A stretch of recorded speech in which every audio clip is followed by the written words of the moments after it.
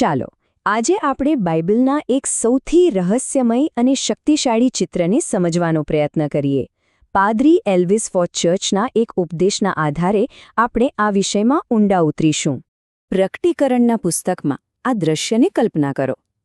રાજાઓના રાજા તરીકે ઓળખાતી એક વ્યક્તિ ઘોડા પર સવાર છે અને એ પોતાના દુશ્મનોનો નાશ કરે છે. પણ એના હાથમાં તલવાર નથી, તલવાર એના મોઢામાંથી નીકળી રહી છે. કેટલું અજીબ છે નહીં?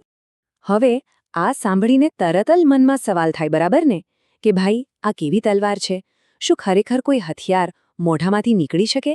પણ આ ઉપદેશ મુજબ જવાબ કદાચ એ નથી જે આપણે વિચારી રહ્યા છીએ. તો ચાલો આમાં ઊંડા ઉતરીએ.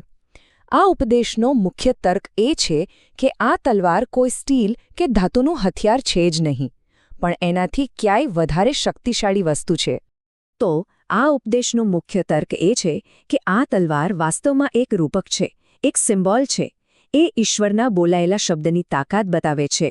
એમના ન્યાયનો હુકમ, એમના દ્વારા બોલાયેલો શ્રાપ એ જ તલવાર છે. એટલે કે વાત બહુ સિમ્પલ છે. જ્યારે ઈશ્વર કંઈક બોલે તો એ બસ થઈ જાય છે. એમનો હુકમ, પછી ભલે એ દુશ્મનો માટે શ્રાપ હોય કે ન્યાયની ઘોષણા, એ હકીકત બની જાય છે. એમના શબ્દોમાં જેટલી તાકાત છે કે જાણે શબ્દ પોતે જ એક હથિયાર હોય. હવે આ વાતને વધુ પાક્કી કરવા માટે આ ઉપદેશ આપણને બાઇબલના બીજા ઉદાહરણો તરફ લઈ જાય છે.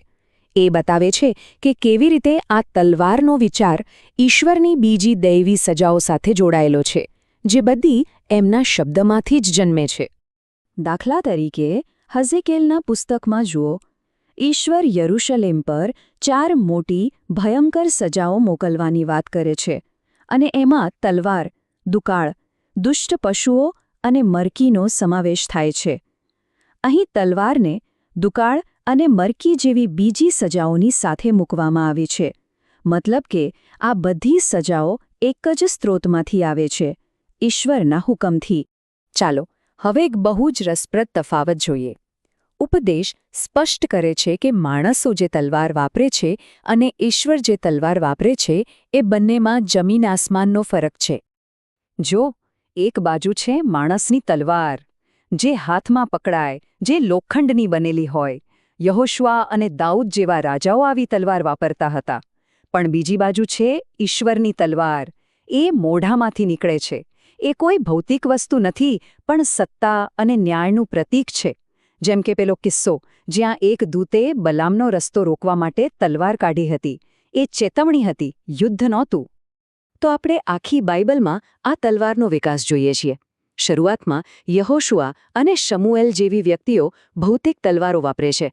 પછી ધીમે ધીમે બલામ અને દાઉદના સમયમાં એ દૈવી સત્તાનું પ્રતીક બને છે.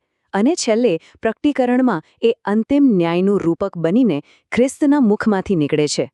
સારું, અત્યાર સુધી આપણે ન્યાયની વાત કરી. પણ હવે આ ઉપદેશ એક અલગ જ દિશામાં જાય છે. વાત એ છે કે વિશ્વાસીઓ પાસે પણ એક તલવાર છે, પણ એનો ઉપયોગ સાવ જુદો છે. એફેસીના પત્રમાં પાઉલ આ વિશે વાત કરે છે. એ કહેશે, આત્માની તલવાર જે ઈશ્વરનો શબ્દ છે તે લો. અહીં ફરીથી એ જ વાત, તલવાર એટલે ઈશ્વરનો શબ્દ. તો આ આત્માની તલવારનો ઉપયોગ શું? એ કોઈ માણસને મારવા માટે નથી, બિલકુલ નહીં. એનો ઉપયોગ આધ્યાત્મિક લડાઈમાં થાય છે. દુષ્ટ શક્તિઓનો સામનો કરવા, ઈશ્વરના સત્યને જાહેર કરવા, અને હા, ઈશ્વરના લોકોને આશીર્વાદ આપવા માટે. આ બધું ઈશ્વરના વચનો બોલવાથી થાય છે.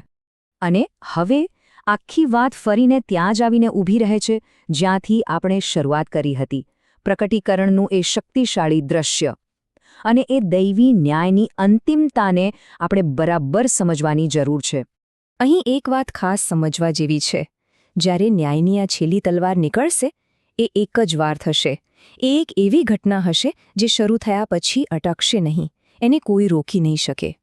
યર્મિયાના પુસ્તકમાંથી એક વિચાર લેતા આ ઉપદેશ કહે છે કે આ તલવાર ત્યાં સુધી ચાલશે જ્યાં સુધી એનું કામ પૂરું ના થાય. આખી પૃથ્વી પર એની અસર થશે. એકવાર ઈશ્વરનો શબ્દ નીકળી ગયો એટલે બસ એ પોતાનું કામ કરીને જ રહેશે. તો અંતમાં આ બધી ચર્ચાનો સાર શું છે? સાર એ છે કે ઈશ્વરના મુખમાંથી નીકળતી તલવાર લોખંડની નથી. એ તો એમનો છેલ્લો ફેસલો છે. એ એક એવો શબ્દ છે જે અંતિમ છે, અટલ છે અને સૌથી શક્તિશાળી છે. એ ન્યાયની આખી કથાનો અંતિમ શબ્દ છે.